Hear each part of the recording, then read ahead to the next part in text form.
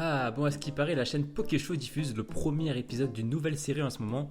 Bon, allez, je peux pas manquer ça, du coup, je reporte le tournage du prochain épisode de Légende Pokémon. Je m'appelle Archiduc. Après avoir passé 5 ans sur une île infernale, je suis rentré dans un seul but, sauver ma ville. Pour le faire, je dois devenir quelqu'un d'autre. Je dois devenir quelque chose d'autre. Je dois devenir la plume verte. Bon, finalement, je vais plutôt aller bosser.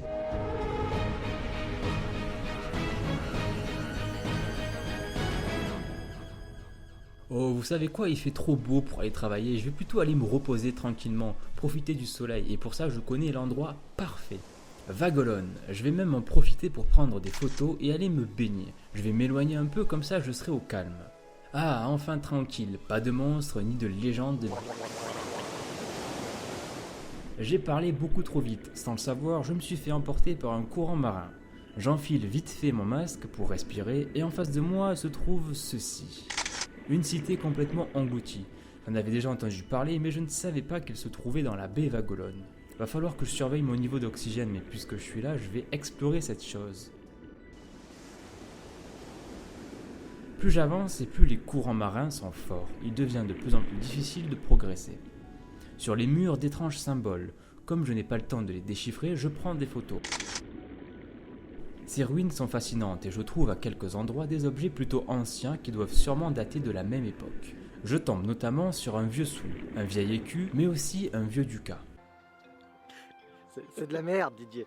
Je continue de photographier ces vieux symboles que je déchiffrerai quand je serai à la surface. J'ai déjà entendu parler de cet endroit, apparemment on pourrait y rencontrer Kyogre, voire même d'autres Pokémon légendaires. Mais bon, ce ne sont que des légendes. Je continue de progresser et je trouve de nouveaux objets plutôt anciens. J'arrive au deuxième niveau et celui-ci semble bien plus petit. Sur la route, je trouve un vieux bijou et un vieux vase. Vu ces objets, je sens que je vais devenir riche en vendant tout ça. Le troisième étage est beaucoup plus petit et plus simple. Je continue de prendre des photos et cette fois-ci je récupère un vieux santon. Voilà, j'arrive au dernier niveau et je récupère ce qui s'apparente à une très ancienne couronne. Il est temps pour moi de remonter à la surface pour y étudier ces mystérieuses écritures. À peine arrivé en ville, un des 7 sages de la Team Plasma vient me parler. Je me prépare à l'affronter, mais bizarrement, il décide de m'aider et me donne le moyen de traduire les hiéroglyphes des ruines. Plutôt étrange, mais s'il m'aide à mieux comprendre ces symboles, alors tant mieux. Dans l'ensemble, ces écritures parlent d'un roi. En gros, c'est une éloge à son égard. Le plus important dans tout ça, c'est la phrase « Le roi peut parler à tout être vivant ». Le problème, c'est que l'on ne connaît pas l'identité de ce mystérieux roi. Mais s'il pouvait parler à tout être vivant, il pouvait sûrement parler aux Pokémon. Et ça me fait beaucoup penser au roi de la Team Plasma, N.